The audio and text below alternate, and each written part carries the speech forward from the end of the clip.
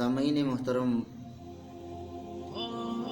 ایک مسئلہ جس میں ہم کافی غلطی کر جاتے ہیں، اور وہ مسئلہ یہ ہے کہ جب اکثر عموماً آپ دیکھتے ہیں کہ گاؤں دیہاتوں میں یہ کام زیادہ ہوتا ہے کہ جب فجر کی اذان شروع ہو جائے تو اس وقت بھی کچھ لوگ وہ پانی پینا شروع کر دیتے ہیں روزے کی حالت میں. حالانکہ اذان جب شروع ہو جائے تو یہ اذان وقت سحری ختم کے لیے نہیں ہوتا، بلکہ یہ اذان فجر کے شروع ہونے کے ٹائم پہ اذان دی جاتی ہے کہ جب فجر کی نماز کا وقت شروع ہو گیا، فجر کا ٹائم شروع ہو گیا تو اس وقت اذان دی جاتی ہے، نہ کہ سحری کے ختم ہونے پر.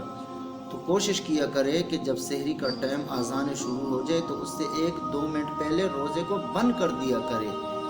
اور اگر آپ ان سے پوچھیں کہ آپ اس طرح کیوں کرتے، کہتے ہیں ہمارے باپ دانے نے کہا ہے. تو دین یہ کسی کے باپ دادے کا محتاج نہیں ہے، بلکہ دین یہ حضور نبی کریم صلی اللہ علیہ وسلم کی شریعت کا نام ہے.